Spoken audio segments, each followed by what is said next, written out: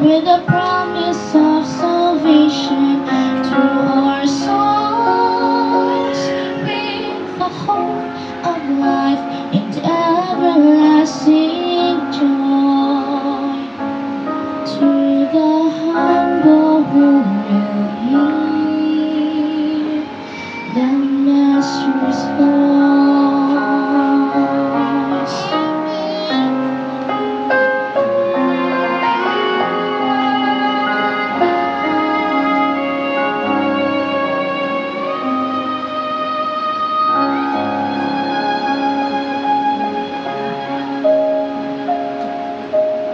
Abide in me, the Savior said, walk with me in meekness and be blessed.